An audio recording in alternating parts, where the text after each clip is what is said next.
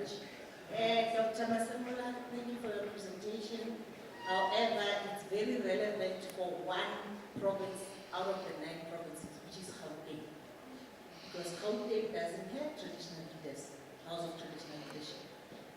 The rest of the provinces, you have excluded our rural areas, you have excluded our rural leaders that are supposed to be helping you with that structure.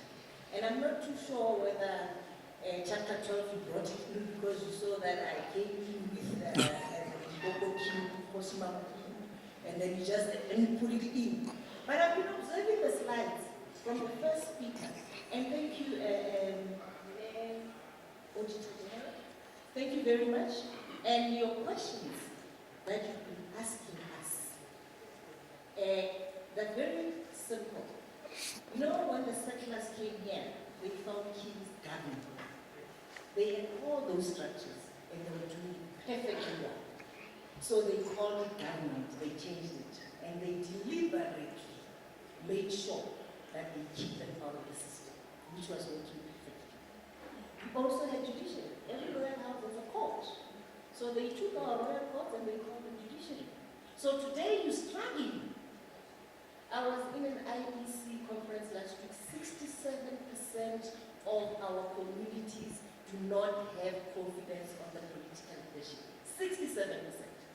And that is not a shock, because the people who are supposed to be ruling these communities and guiding you in terms of governance of our communities and the needs that our community needs, you deliberately excluded them. Even here, I had to submit these kings that you see sitting here around the table with me. I had to submit them.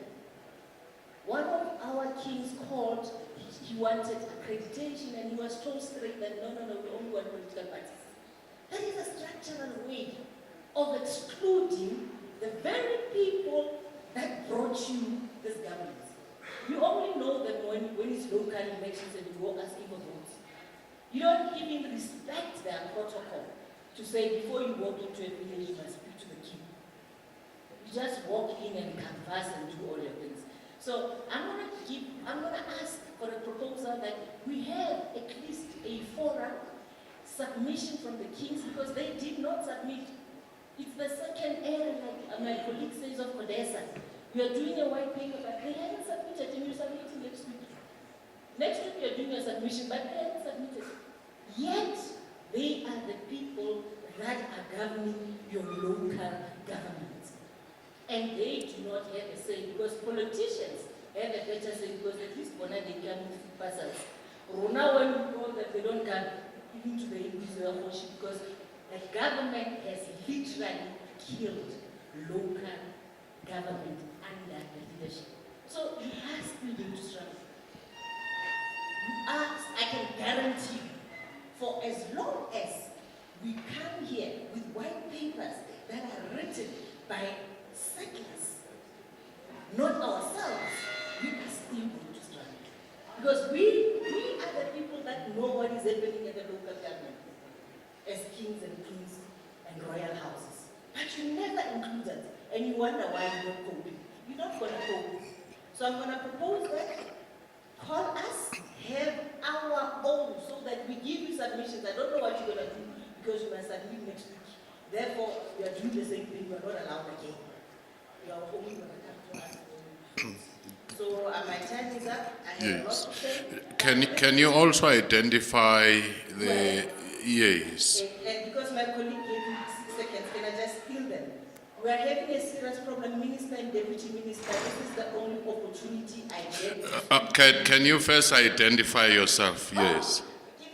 Her Royal Highness Dipuo, President of SACO, South African Royal Kingdoms Organization. We are not politicians with kings. Okay. Minister, and Deputy Minister, we have 3 cases against Cocktail. One is in the Free State, Tabongfutanyana. We have it on the 21st, actually. On the 23rd of January 2022, we've given a court interdict. That is 60%, 40% illegally done there. a repeat of elections that were done last year. Thank you. The time is up. Firstly, as we said in the beginning, this was an opportunity to trigger the engagement. So that has been done. The points that you have raised are our takeaways as COPTA. But we're still looking forward to those who would want to make substantive contributions. But I want to address these few points. There is a need for the review of the white paper of 1998 because it is 27 years old. One, it doesn't say anything about the funding model.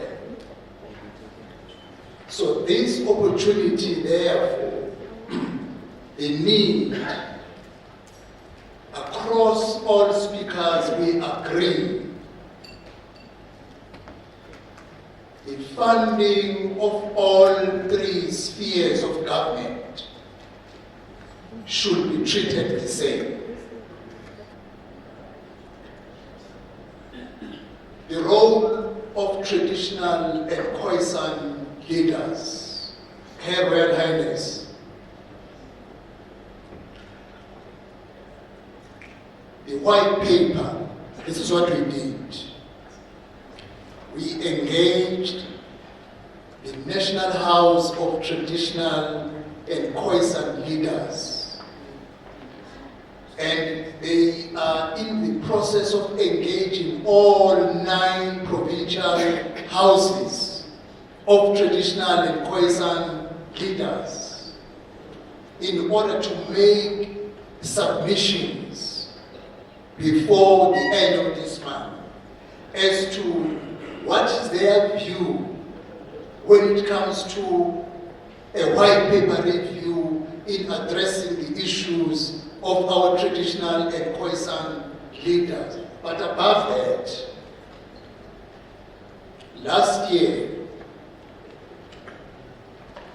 the King's Forum of South Africa's Majesties was formally established, where our kings and queens who are reigning queens should be part of that structure. Well, we know in some other royal families there will be disputes, which is another matter. And as COPTA, which we are saying, we want to get into the process of proper documentation of the family tree of every royal house in order to deal with the disputes that we see on succession issues. That is another matter, that one. But the issue regarding their majesties, the King's Forum is on board in terms of contributing on the white paper review. But we will accept, Your Royal Highness, the contributions that you can make even at your personal capacity. Because now you are aware that here is a process, you might not have an access in the forum, but there is a formally constituted body. With regards to Queens, this year, the South African Queens Council was established through COPTA initiative, where all the queens of the reigning kings, they meet under this structure and express issues of concern and also relate them to government. So now, if there might be any shortfall we will gladly accept your contributions, Her Royal Highness, when it comes to issues of royalty. Powers and functions of our traditional institutions. I hope, colleagues, you are all aware that the Constitutional Court gave an extension to the Traditional and Khoisan Act, which was due to expire on the 29th of May, and gave an extension of 2 years to 27 May 2027. Now, we are going to be in a process of championing the National Traditional Khoisan Leaders Amendment Bill, which is on the table, which will address the issues of powers and functions, and eventually we will find a way of arriving to Chapter 12 of the Constitution. Because what is good, I know there is a component here which are the champions of traditional and Khoisan leaders.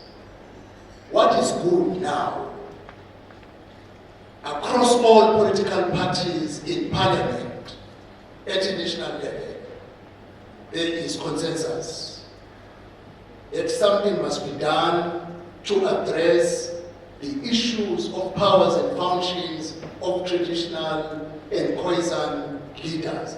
And this is the opportunity that we must use, instead of blaming the past, because we can't change the past, but the future is not yet written. It is only upon us to initiate processes that must influence Chapter 12 of the Constitution in order to deal with the matter of our traditional and Khoisan leaders.